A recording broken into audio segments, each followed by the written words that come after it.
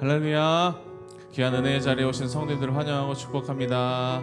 우리 이 시간 옆에 있는 분들과 인사할까요? 잘 오셨습니다. 반갑습니다. 사랑합니다. 축복합니다. 오늘 주실 은혜 기대하고 소망하는 마음으로 우리 시간 함께 기쁨으로 찬양하면서 예배 시작하기를 원합니다. 우리 힘차게 박수하며 찬양합시다. 우리 함께 기뻐해, 우리 함께 기뻐해. 주께 영광 돌리세. 어린 양의 혼인 잔치와 신부가 준비. 다시요. 우리 함께 기뻐해, 우리 함께 기뻐해. 주께 영광 돌리세. 어린 양의 혼인 잔치와 신부가 준비되었네. 할렐루야. 할렐루야. 전능하신 주가 다스리네. 할렐루야. 전능하신 주가 다스리네. 우리 함께 기뻐해. 주께 영광 돌리세.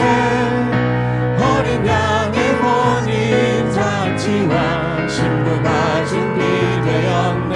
할렐루야. 할렐루야. 전능하신 주가 다스리네. 할렐루야. 전능하신 주가 다스리네. 할렐루야. 전능하신 할렐루야. 전능하신 주가 다스리네. 할렐루야. 전능하신 주. 다시 한번 처음부터 찬양합시다. 우리 함께 기뻐해, 우리 함께 기뻐해. 주께 영광 돌리세. 어린 양의 혼인 잔치와 신부가 준비되었네. 할렐루야. 할렐루야. 전능하신 주가 다스리네. 할렐루야. 전능하신 주가 다스리네. 할렐루야. 전능하신 주가 다스리네. 할렐루야. 전능하신. 마지막 한 번 더 찬양합시다. 할렐루야. 전능하신 주님. 할렐루야. 전능하신 주가 다스리네. 할렐루야. 전능하신 주가 다스리네. 너 근심 걱정하고 어려운 일 당해도 걱정 말아라. 주 너를 지키니. 위험한 일 당해도 슬픈 일이 와도 걱정 말아라.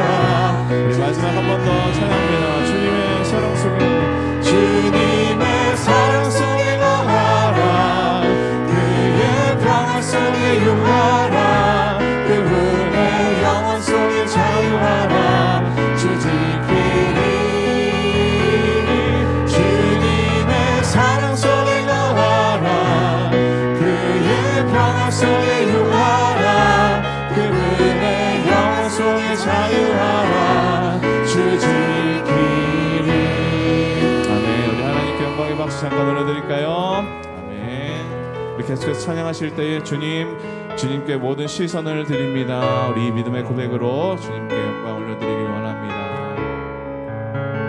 함께 찬양합시다. 내게로부터 눈을 들어 내게로부터 눈을 들어 주를 보기 시작할 때 주의 일을 보겠네. 내 작은 마음 돌이키사 하늘에 꿈꾸게 하네.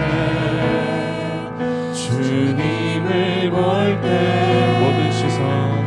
모든 시선을 주님께 드리고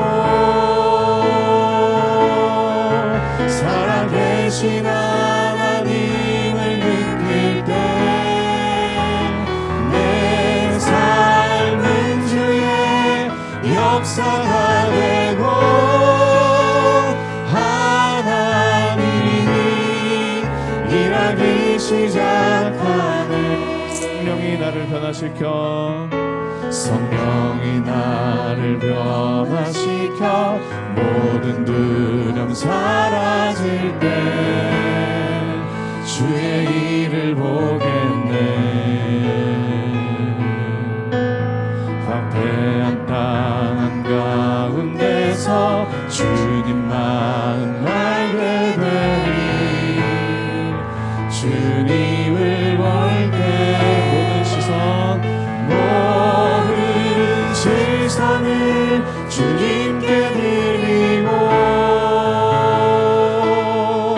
살아계신 하나님을 느낄 때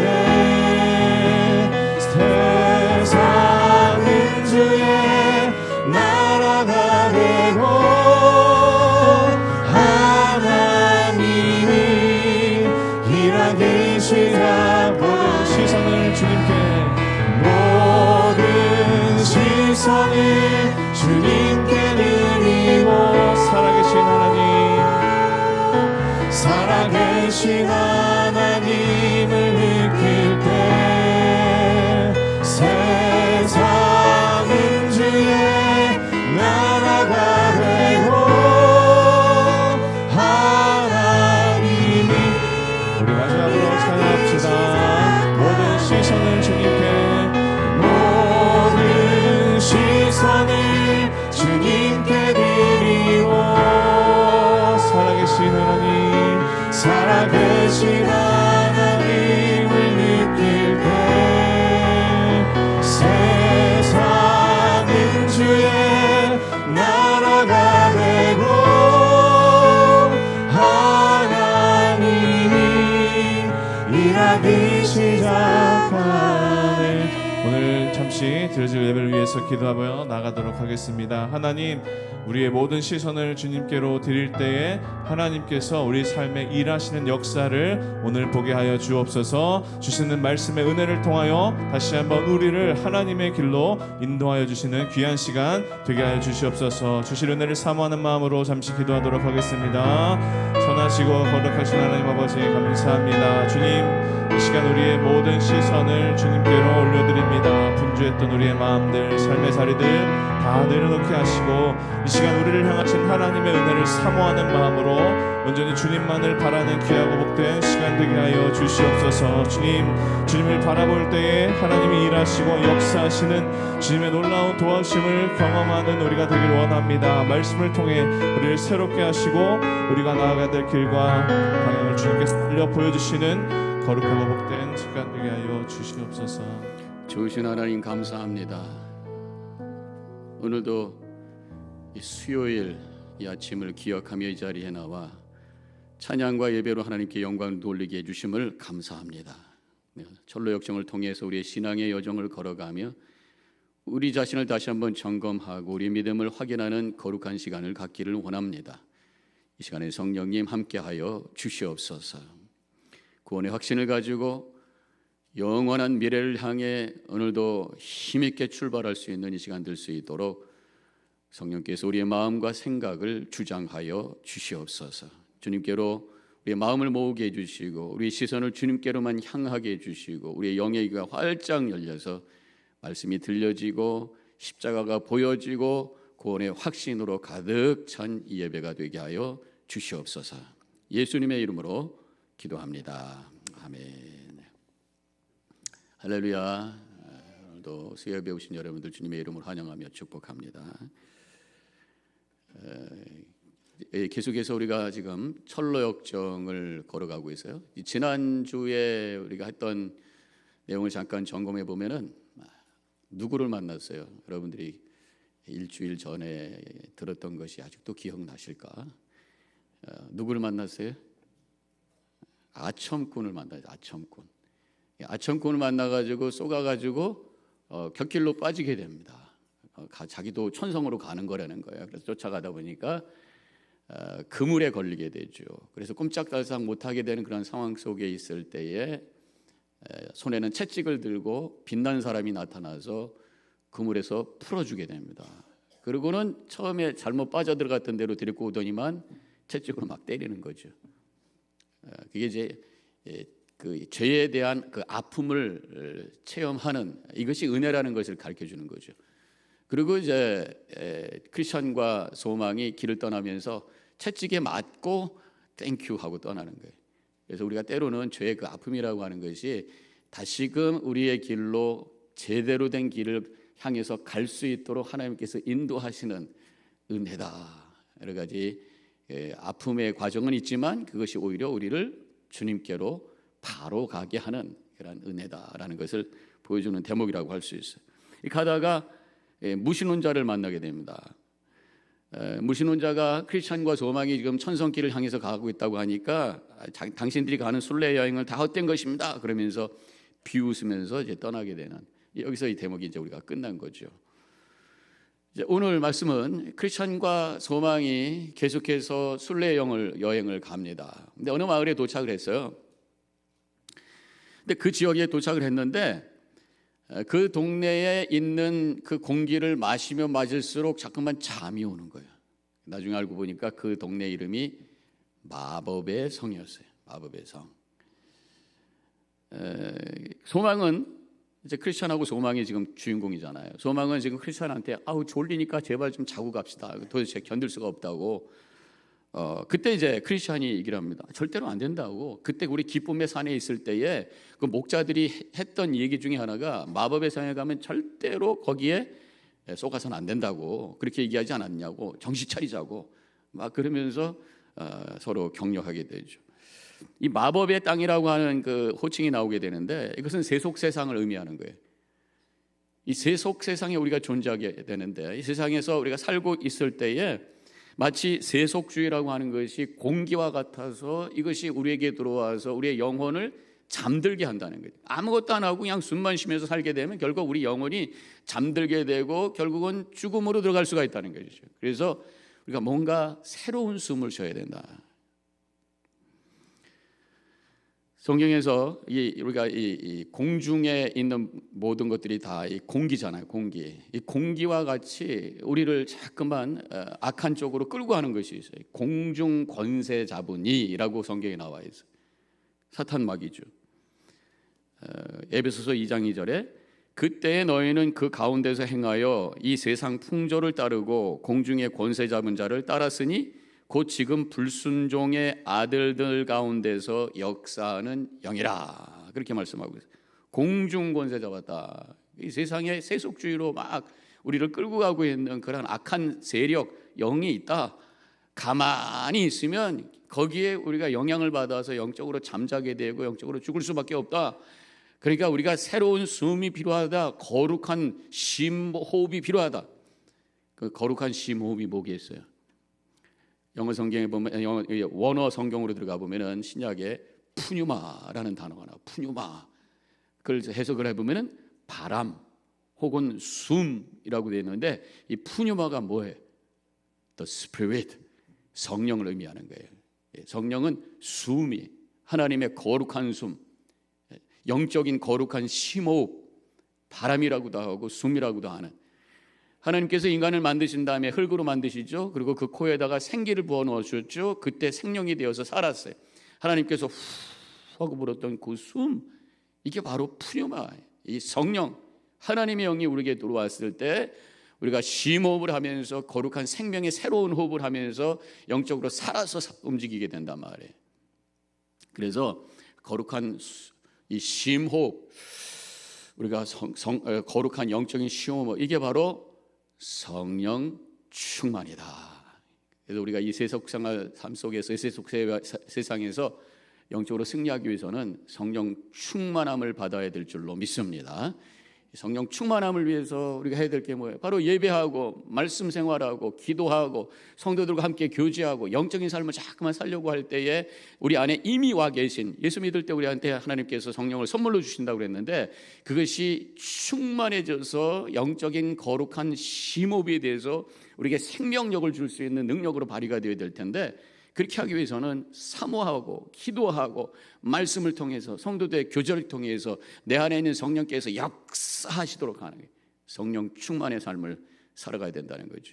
더반교회 모든 성도님들 성령 충만하셔서 영적으로 깨어서 이 세상의 세속 사회에 물들지 아니하고 거룩한 삶을 살아가는 우리 성도님들 되시기를 축원합니다. 그래서 데살로니가전서 5장 6절에서 그러므로 우리는 다른 이들과 같이 자지 말고 오직 깨어 정신을 차릴지라, 이렇게 말씀하고 있어요. 정신을 차려. 가만히 그냥 세상에 그냥 흘러가는 대로 그냥 숨 쉬면서 가다 보면은 이 마법의 성, 이 세속 사회의 악한 영이 우리의 영혼을 잠자게 만든다. 정신 차려야, 깨어야 된다. 성령 충만할 때 영적으로 깨어서 이 모든 세속주의 세상을 이겨내면서 하나님의 그 거룩한 부르심에 응답하면서 걸어가게 된다고 하는 것이죠. 자, 이제 크리스찬과 소망이, 자, 그러면 이거 졸지 말아야 될 텐데 어떻게 하면 좋을까 하다가 이야기합시다. 대화를 합시다. 근데 우리 이야기가 영적으로 깨기 위해서는 영적인 얘기, 신앙적인 얘기를 해야 되지 않겠습니까? 그런 얘기를 하는 거예요.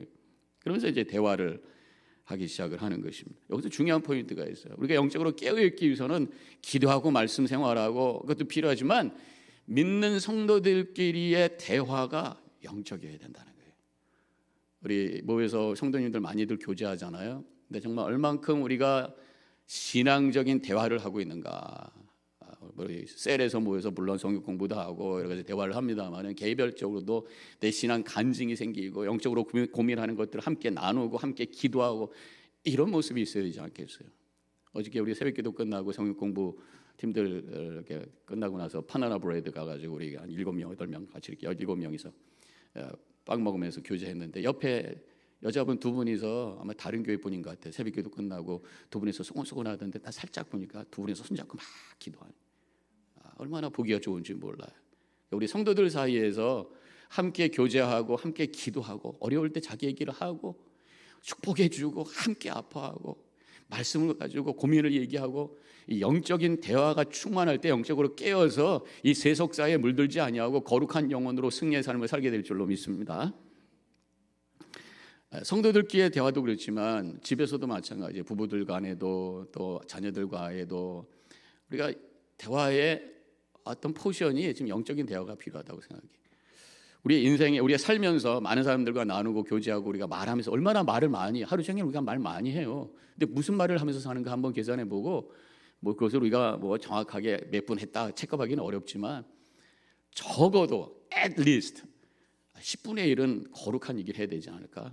하나님께서 10분의 1을 11조를 우리에게 요구하잖아요. 물질의 11조, 우리 삶의 11조. 그렇다면 이 대화의 11조도 하나님의 영광을 드러낼 수 있는 거룩한 이야기가 돼야 되지 않을까?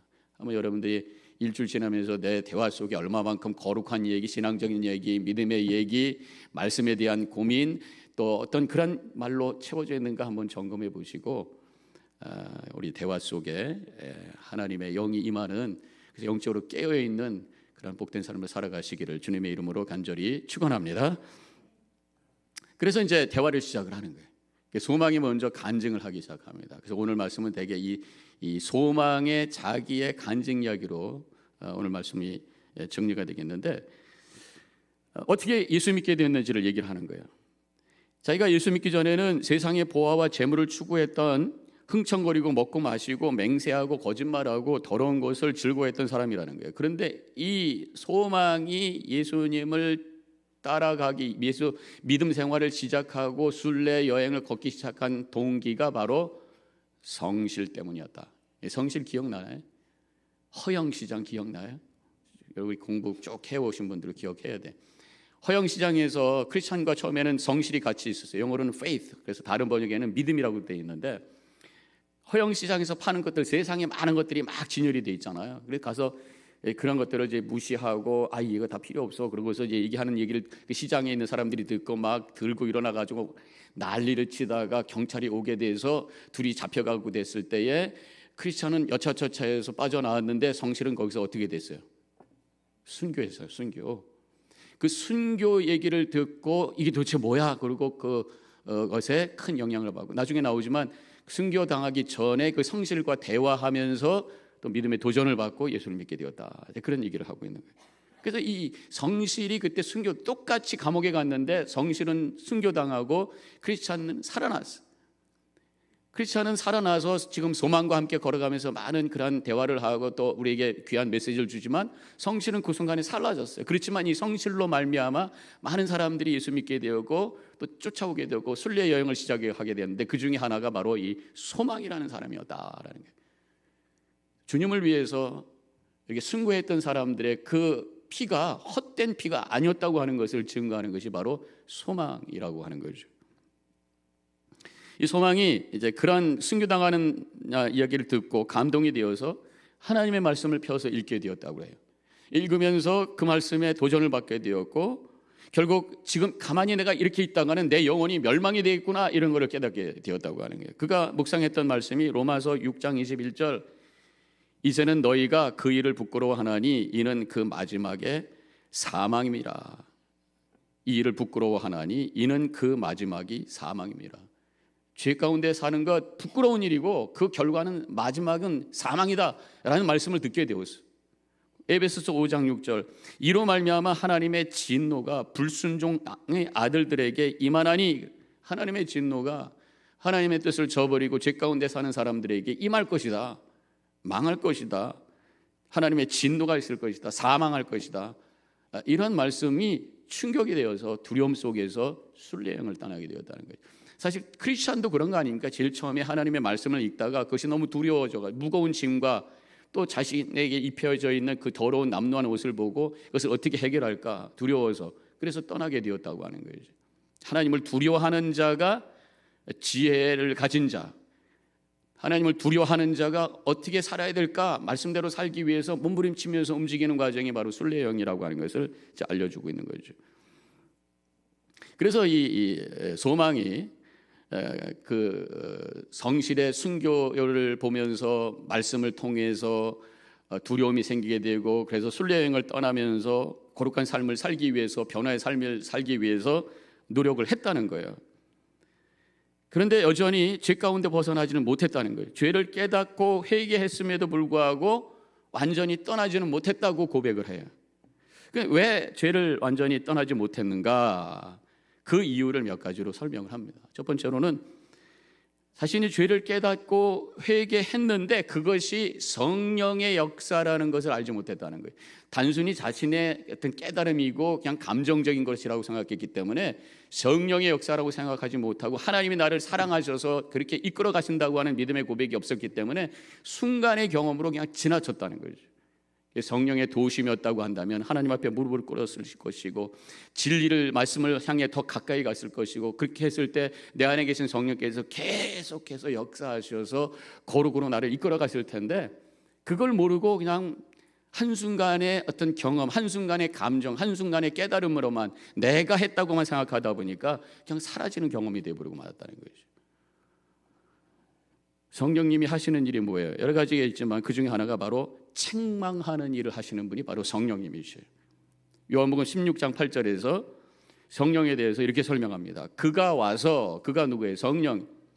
죄에 대하여, 의에 대하여, 심판에 대하여 세상을 책망하시리니 이렇게 말씀하고 있어요. 죄가 뭔지 알고 회개하고 깨닫고 고백하고 회개하는 것 성령의 역사예요.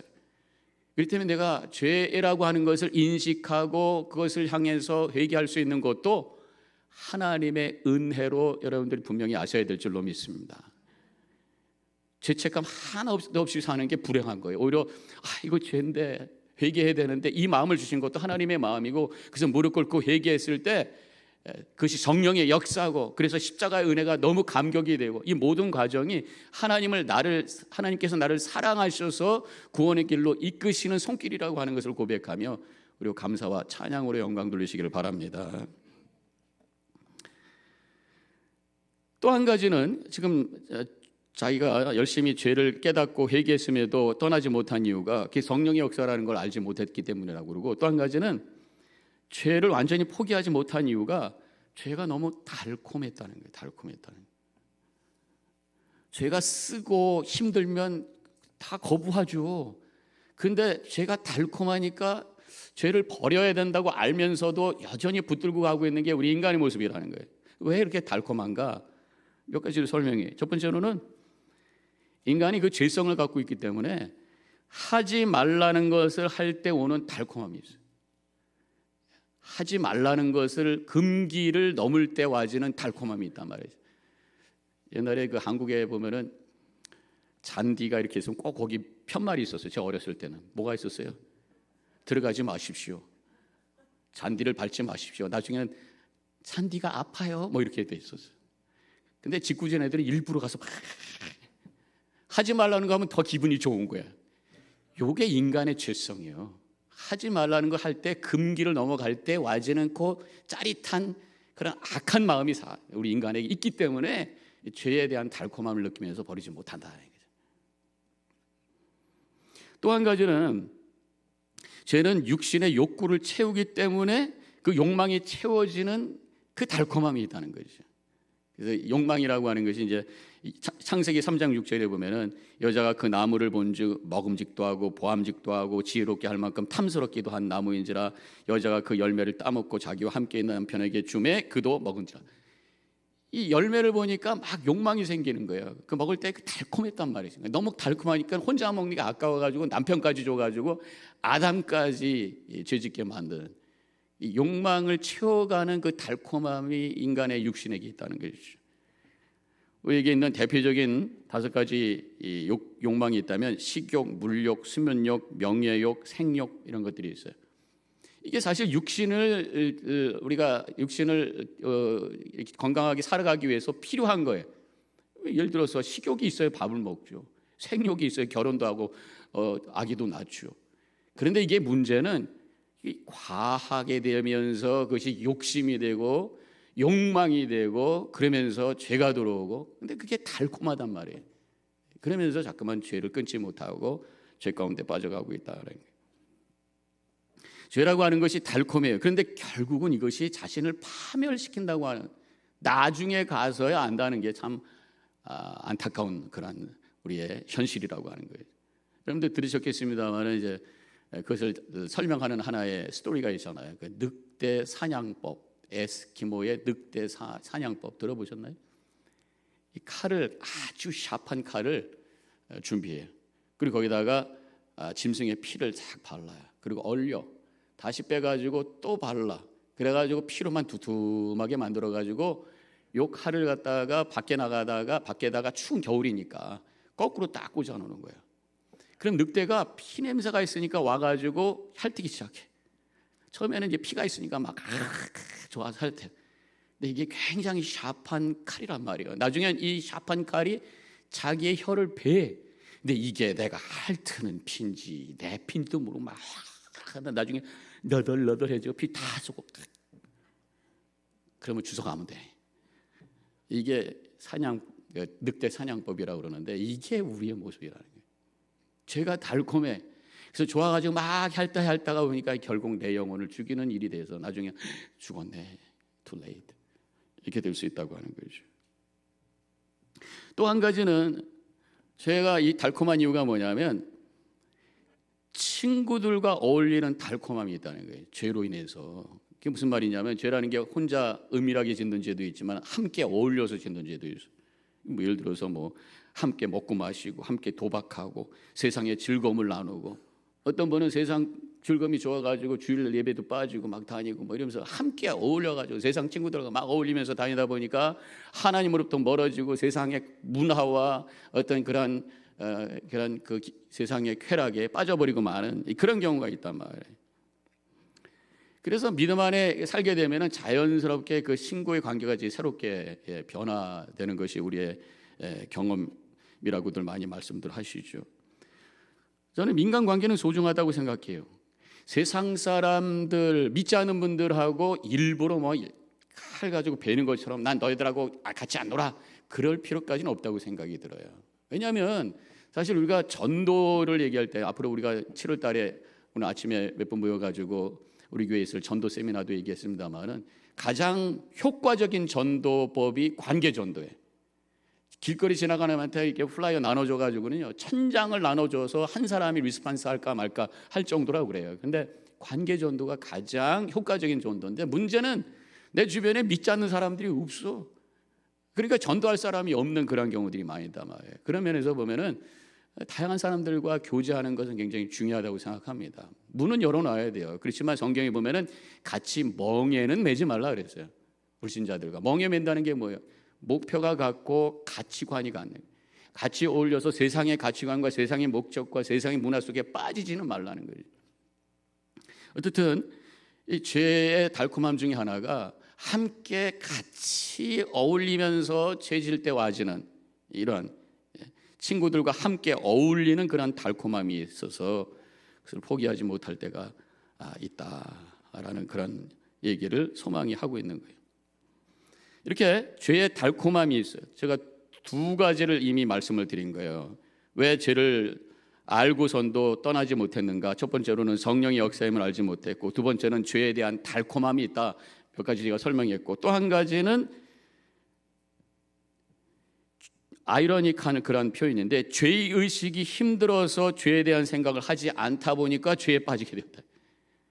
죄의 의식을 갖는 게 힘들어서 죄고 뭐고 신경 안 써 하다 보니까 죄 가운데 빠져버리고 말았다. 이런 어떤 아주 모순된 그런 표현이잖아요. 죄 의식이 아니라 죄로 인해서 영적으로 아프셔야 돼요. 성령이 주시는 그 아픔 때문에 눈물이 나고 통회할 때 와지는 역설적인 하나님의 은혜가 있다고 하는 거예요. 그냥 죄 의식으로 무겁게 답답한 게 아니라 마음이 아파서 눈물로 주님 앞에 통회할 수 있는. 빛나는 사람이 지금 크리스찬과 소망에게 막 채찍을 때렸던 것, 이 죄의 아픔을 느껴야 된다는 거예요. 그것이 은혜라고 하는 거예요. 성령이 주시는 거라고 하는 것이죠. 어쨌든 요즘 사람들은 죄라는 말을 굉장히 듣기 싫어합니다.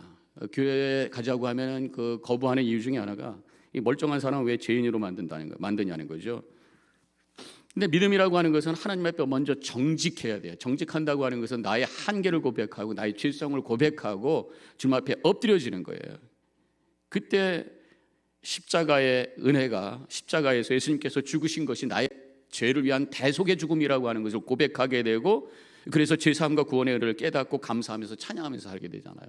그래서 하나님 앞에 정직해지는 거예요. 죄책감을 갖는 게 아니라 하나님 앞에 솔직하게 나의 모습을 인정하고, 그래서 내 영혼에 그 죄의 아픔이 느껴지고 십자가의 예수님의 고통을 보면서 그것이 나의 죄를 위한 하나님의 아픔이라고 하는 것을 고백하면서 회개하고 믿을 때 와지는 구원의 은혜, 그것을 맛보는 우리 성도님들 되시기를 축원합니다. 이제 크리스찬이 소망이 막 이렇게 얘기할 때 질문을 해요. 그러면 언제 죄가 생각나냐고.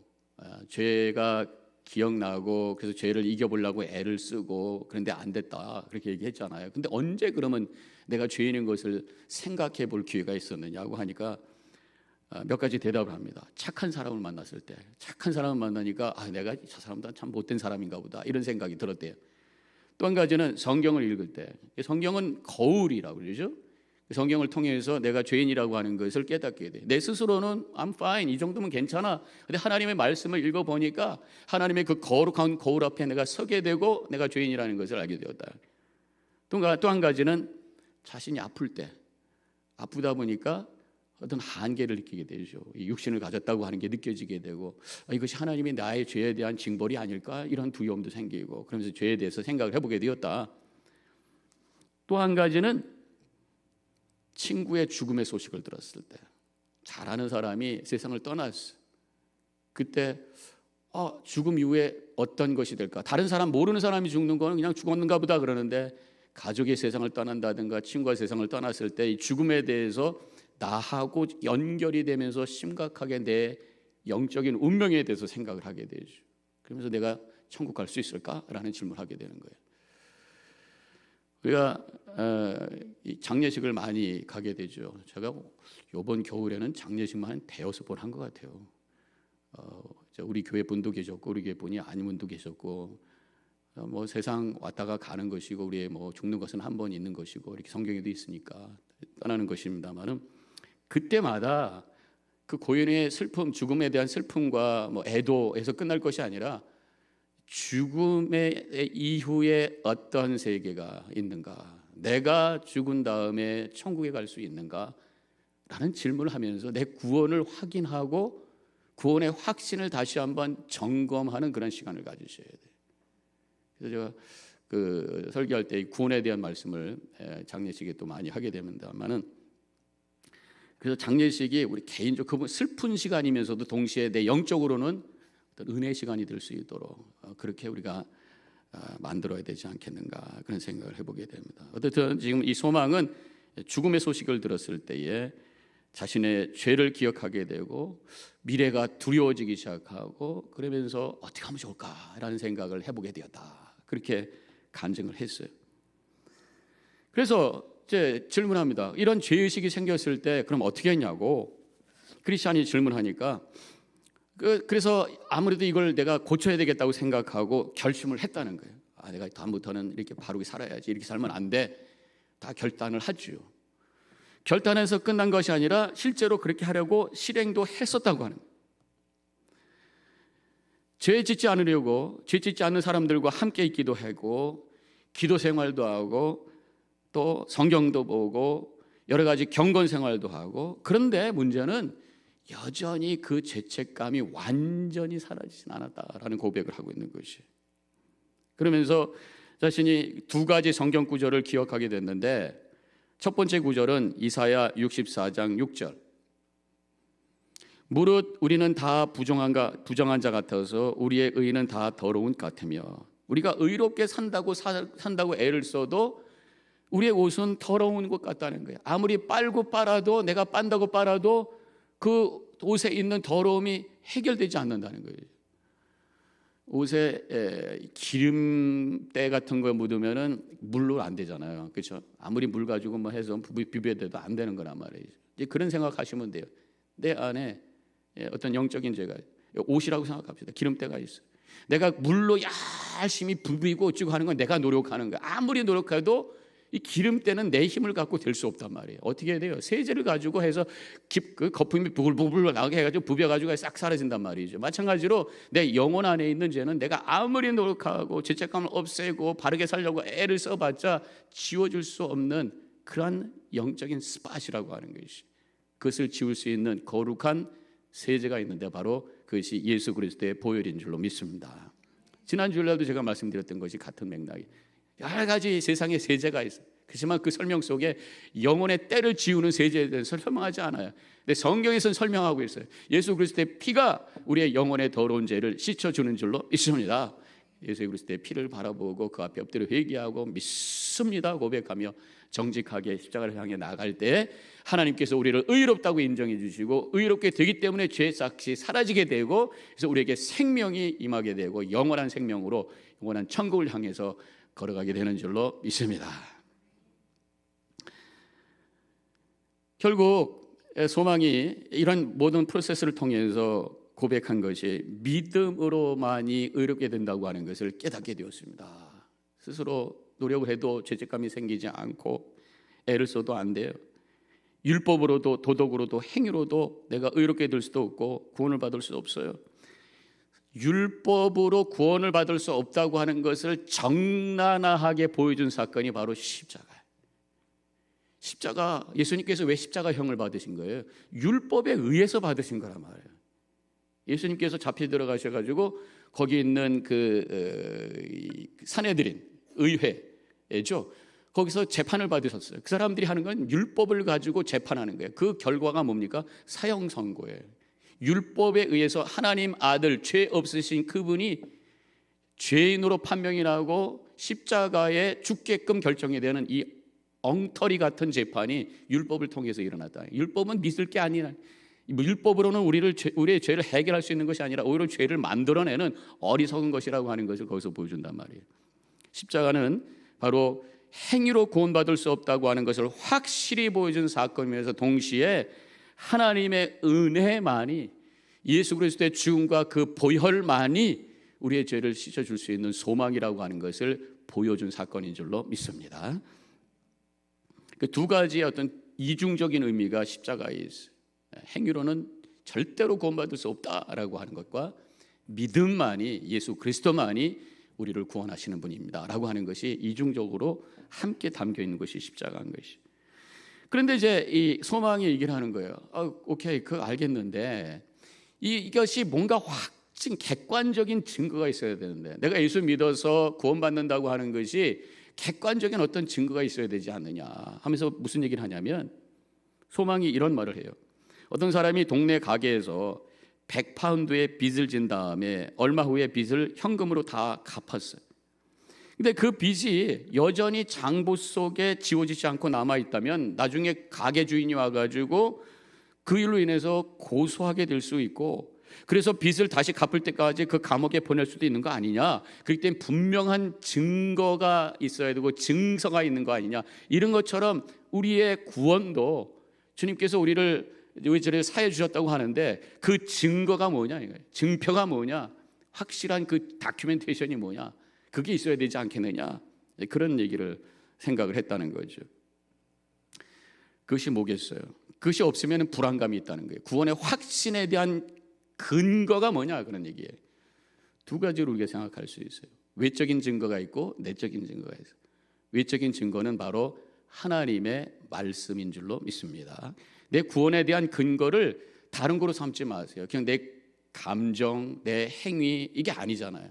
하나님의 말씀에 근거해서 내가 죄인인 것을 인정하고 마음으로 믿고 입으로 시인할 때 구원이 임하느니라 라고 하는 하나님의 말씀이 쓰여지는 것을 확인하고, 그래서 내가 그 말씀대로 했기 때문에 나는 구원 받았습니다 라고 하는 객관적 증거로 하나님의 말씀을 붙잡아야 된다. 나중에 이제 이 소망이 이 간증 끝에서 하나님의 음성이 들리면서 말씀으로 그 음성이 들리면서 확신하게 되었다, 이렇게 고백을 하죠.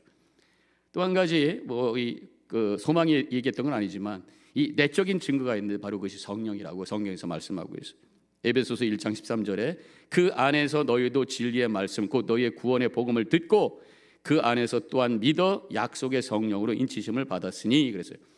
말씀으로 그것을 외적인 증거로 확인을 하면서 내가 그것을 받아들일 때에 내 안에서 성령께서 인쳐주신다, 도장을 확 찍어주시면서 확인해 주신다는 거죠. 성령께서 내 안에 들어오셔서 구원의 확신을 갖도록 내적인 증거를 주시는데 그게 뭐겠어요? 아까 말씀드렸던 것처럼 죄에 대한 아픔을 통해 주시는 은혜, 또 어떤 내적인 그 은사의 체험, 또 성경은 감화와 감동의 영이시잖아요. 말씀을 읽을 때 감동, 하나님 찬양할 때 하나님의 임재의 감동, 감격의 역사 성령께서 주시는 거죠. 또 내 삶을 거룩하게 변화되도록 도와주시는 보혜사, 그래서 성령과 함께 걸어가면서 내 삶이 거룩해지는 것, 이것을 우리가 확인하게 되는 이 내적인 증거와 외적인 증거, 이 두 가지가 있다라는 것을 우리가 확인할 수가 있어요. 다시 철로역정으로 돌아보면은 소망은 이렇게 얘기합니다. 내가 지금껏 내 자신과 내 의무에 대해서 어리석은 자만심을 가졌지만 비록 내 지난날의 모든 삶에 전혀 흠이 없다 할지라도 나는 오늘 하루도 나를 지옥으로 보내기에 충분한 죄를 지었다고 결론 지을 수밖에 없다. 이게 무슨 얘기냐면 내가 열심히 의롭게 살았어도 하루만 죄를 지어도 충분히 지옥에 갈 수 있는 죄입니다라는 것을 내가 알았습니다. 그러니 인간은 죄로부터 피할 수 없는, 복음이 없이는 소망이 없다고 하는 결론을 내렸습니다라는 얘기예요. 그래서 이름이 소망인 것 같아요. 그러면서 이제 허영 시장에서 이 순교했던 성실과 감옥에서 갇히기 전에 대화했던 적이 있었다고 하면서 이런 고민을 이제 성실하고 함께 이야기를 나눴더니만 성실이 예수님을 만나보세요라고 권했다는 거예요. 그림을 제가 찾았는데 예수 믿으세요라고 성실이 소망씨 예수 믿으세요 하고 성실이 이야기를 해줬다는 거예요. 그때 소망이 이렇게 성실한테 얘기를 했대요. 예수님을 통해서 죄의 문제를 해결받는 것이 염치 없게 느꼈다는 거예요. 아니 내가 좀 해가지고 온전하게 되는 거가 좋지 남에게 이렇게 부탁을 해가지고 내가 구원받는 게 염치가 없는 것 같아요. 뻔뻔한 것 같다고 생각을 하고 그렇게 말했더니만 그 성실이 하는 말이 당신이 예수님을 만나려고 하는 것이 아니라 예수님이 당신을 초대했다는 것을 아시기 바랍니다. 내가 예수님을 만나서 부탁하는 게 아니라 우리 예수님께서 우리를 초대해 주셔서 먼저 우리의 구원을 위해서 이니시티브 먼저 시작을 하셨다라는 것을 알라. 응답하기만 하면 된다. 이렇게 얘기를 해 준 거예요. 로마서 5장 8절에 나오잖아요. 우리가 아직 죄인 되었을 때 그리스도께서 우리를 위하여 죽으심으로 하나님께서 우리에 대한 자기의 사랑을 확증해 주셨느라. 먼저 우리가 우리를 위해서 대속의 죽음을 당해 주세요 한 게 아니라 먼저 죽어 주셨어요. 내가 너희를 위해서 죽었다라고 말씀하셨다는 거죠. 왜? 우리를 사랑하시기 때문에. 사랑 때문에 먼저 시작하시고 우리를 그 자리로 초청하시는 분이 우리 주님이시라는 거예요. 그래서 예수님께서 마태복음 11장 28절에서 수고하고 무거운 짐진 자들아 다 내게로 오라 내가 너희를 쉬게 하리라. 이 무거운 짐이라는 게 뭐냐면 율법의 짐이에요. 네가 스스로 하려고 하는데 안 되지, 무겁지, 힘들지 알아. 나한테 와. 내가 다 해결해 줄게. 이게 예수님께서 초대하시는 말씀인 거예요. 예수님께서 마태복음 22장 9절과 10절에 있는 이 결혼식 비유를 통해서 초대하시는 말씀을 이야기를 하셨어요. 마태복음 22장 9절과 10절에 내 거리에 길에 가서 사람을 만나는 대로 혼인잔치에 청하여 오라. 한데 종들이 길에 나가 악한 자나 선한 자나 만나는 대로 모두 데려오니 혼인잔치에 손님이 가득하니라. 원래 초청한 사람들 불렀는데 안 왔어. 나가서 길거리에서 아무나 다 데리고 와. 초청한 거예요. 아무나 다. 유대인들을 처음에는 유대인들이 하나님의 백성이라고 생각해서 그들이 하나님을 거절했어. 이제는 모든 사람들 다 와. 이방인들, 예수 믿는 사람들 다 오게 돼. 한 가지 조건이 있잖아요. 예복을 입고 들어와야 된다는 거예요. 다 들어왔는데 예복 입지 않은 사람들 왜 당신은 예복 안 입었어? 나가. 그랬잖아요. 언제 예복을 준비할 시간이 있어요? 우리가 질문이 되는데 그 당시에 풍습에 보면은 결혼식장에 가면은 거기에 옷을 갈아입고 들어가는 게 있다는 거예요. 근데 그 안 입고 무시하고 그냥 들어온 사람이 있다는 거예요. 초청을 받았어요. 그 초청에 응답하는 것은 예복을 입는 거예요. 예복은 뭡니까? 그리스도의 의의 옷을 입는 거예요. 예수님을 믿고 예수님의 초대에 응답해서 그 결혼 잔치에 들어갔을 때 주님과 함께 영원히 더불어 행복하게 지내는 천국의 삶이 될 것이라고 하는 것을 보여주는 것이 바로 그 비유의 말씀이죠. 소망이 이렇게 계속해서 말합니다. 예수님이 부르셔서 그 앞에 갔을 때 내가 어떻게 하면 될까요? 그랬더니 성실이 이렇게 말하라고 가르쳐 줬어요.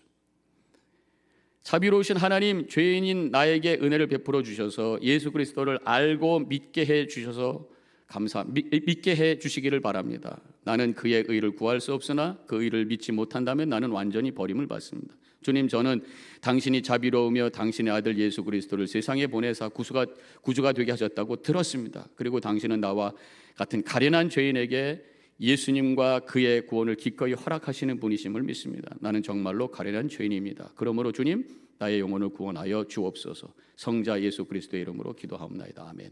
그렇게 기도하라. 그래서 기도했는데 처음에 감흥이 없었다는 거예요. 이 기도 내용이 뭡니까? 내가 스스로 의롭게 될 수 없음을 인정합니다. 나에게 믿음을 주시고 예수 그리스도의 은혜로 말미암아 나를 구원하여 주옵소서라고 고백하라는 거죠. 그래서 그것을 7번째 구했더니만 자신이 죄인이라는 것을 깨닫게 되고 슬퍼하기 시작하고 그때 주님께서 음성이 들려주시는데 주 예수를 믿으라 그리하면 너와 내 집이 구원을 받으리라 라는 음성이 들렸다는 거예요. 간절히 구원의 은혜를 구했을 때 하나님께서 응답하시며 말씀으로 확증해 줬다는 거예요. 그러니까 구원에 대한 갈망이 있을 때 하나님의 말씀이 살아있는 말씀이 되어서 구원의 확증이 되는 증거로 깨닫게 되는 거예요. 그래서 이 소망이 하나님의 음성을 들으면서 말씀을 듣게 되었는데 몇 가지 구절을 언급합니다. 디모데전서 1장 15절 미쁘다 모든 사람이 받을 만한 이 말이여 그리스도 예수께서 죄인을 구원하시려고 세상에 임하셨다 하였도다. 죄인 중에 내가 괴순이라. 로마서 10장 4절 그리스도는 모든 믿는 자에게 의를 이루기 위하여 율법의 마침이 되시니라. 로마서 4장 25절 예수는 우리가 범죄한 것 때문에 내줌이 되고 또한 우리를 의롭게 하시기 위해서 살아나셨느니라. 계시록 1장 5절 우리를 사랑하사 그의 피로 우리의 죄에서 우리를 해방하시고 디모데전서 2장 5절 하나님은 한 분이시요 또 하나님과 사람 사이에 중보자도 한 분이시니 곧 사람이신 그리스도 예수라.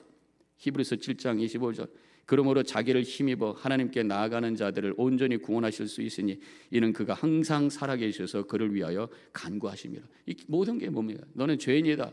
그런데 하나님께서 예수님을 통해서 구원하셨다.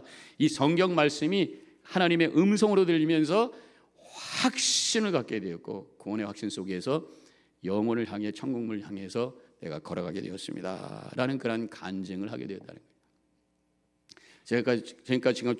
지금까지 말씀드린 것을 5가지 요소로 정리한다면 소망이 구원의 확신을 갖게 된 5가지 스텝 요소. 첫 번째로는 죄에 대한 아픔이 있어요. 죄를 해결하라고 하는 죄의 결과에 대한 두려움이 있었어요. 그리고 그 죄를 해결하기 위해서 막 몸부림칩니다. 열심히 해봤어요. 근데 잘 안 되는 거예요. 죄의식만 가져요. 세 번째로는 믿음의 친구가 인도해 줍니다. 성실히 조언을 해줬어요. 그래서 우리가 혼자 가지고 안 된다는 거예요. 옆에서 함께 믿음의 동역자들이 함께 있어야 된다는 거죠. 그러고 나서 반복적으로 간절히 하나님께 기도했다는 것이죠. 그리고 마지막에 복음의 말씀을 통해서 구원의 확증을 갖게 되었다. 죄책감을 갖고 또 그것을 이기기 위해서 몸부림쳤고 성도들의 도움을 받았고 간절히 기도하고 간구했고 결국 하나님께서 말씀을 통해서 분명한 확신을 허락해 주셨습니다.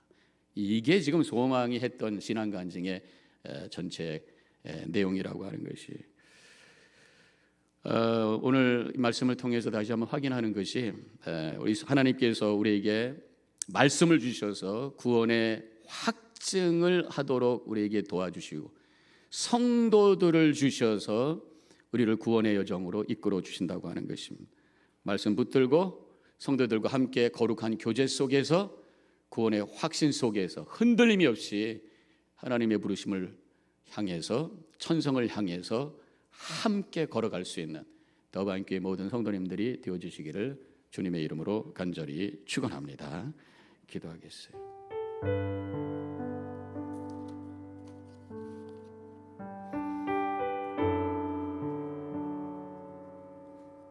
오늘 말씀을 기억하면서 우리의 구원의 확신을 다시 한번 점검하기를 원합니다. 지금 하나님이 나를 부르셔도 나는 영원히 주님과 함께 있음을 믿습니다. 우리가 분명히 고백할 수 있습니까? 자신을 점검해 보시고 다시 한번 확인해 보시고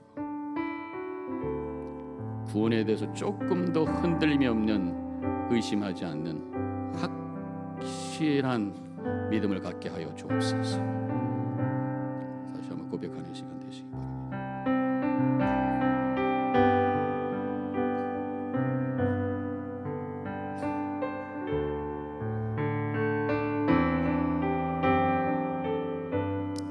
하나님 감사합니다. 오늘 이 소망의 자신의 신앙의 간증을 통해서 어떻게 그가 죄책감 속에서 무거운 짐 속에서 두려움 속에서 구원의 확신을 가진 자가 되었는가 이야기를 듣게 해주심을 감사합니다. 우리의 믿음도 의심과 불안함이 아닌 확신 속에 소망 속에 미래를 향해 영혼을 향해 걸어갈 수 있는 우리 모두가 되게 하여 주시옵소서. 감사하며 예수님의 이름으로 기도합니다. 아멘. 찬송과 함께 부르겠습니다.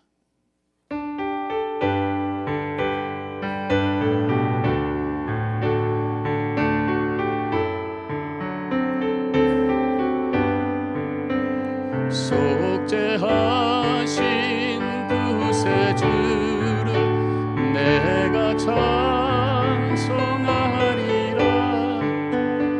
빨리 해야 될 것 같아요. 주시려고 주가 고난 당했네.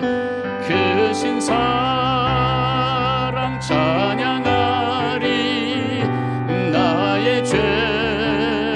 사시고 십자가에 죽임당한 나의 주 찬양하리.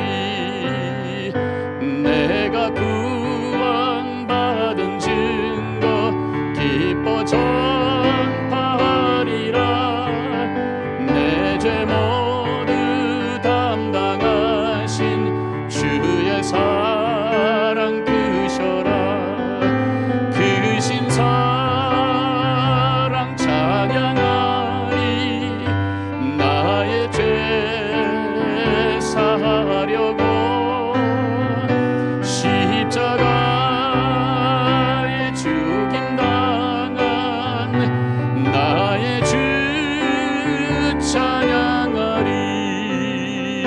승리하신 구세주를 내가 찬송하리라. 죄와 죽음 지옥 권세 주가 모두 이겼네. 크신 사랑 찬양하리. 나의 죄 사하시고 십자가에 죽임당한 나의 주 찬양하리. 고마우신 구세주를 내가 찬송하리라. 죽음에서 생명으로 나를 인도.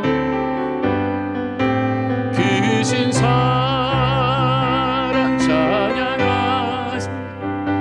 나의 죄 사하려고 십자가에 죽임당한 나의 주 찬양하리.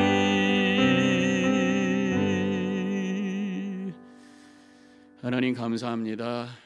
예수님께서 이 땅에 오셔서 십자가에서 대속의 죽음을 당하시고 우리의 구원의 길을 열어주셨음을 다시 한번 감사하며 찬양과 영광을 돌립니다. 예수님 없이는 우리가 소망이 없는 삶을 살았을 텐데 예수님 때문에 소망 가운데 영혼을 향해 걸어갈 수 있게 되었음을 믿고 오늘도 확신 가운데 흔들림이 없이 미래를 향해 힘있게 나아갈 수 있는 우리의 발걸음이 되게 하여 주시옵소서. 그래서 십자가를 바라볼 때마다 감격과 감사의 고백이 흘러넘치게 하옵시고 십자가에 엎드려질 때마다 회개하며 동시에 주시는 하나님의 은혜를 경험하며 지금부터 시작되는 천국을 맛보며 걸어갈 수 있는 우리 모든 성도님들 되게 하여 주시옵소서. 이제는 우리 주 예수 그리스도의 은혜와 하나님 아버지의 극진하신 그 사랑과 성령의 감화 감동 교통하심이 결단하고 나아가는 이 자리에 있는 모든 성도님들 머리머리 위에 지금부터 영원히 함께 하시기를 간절히 축원하옵나이다. 아멘.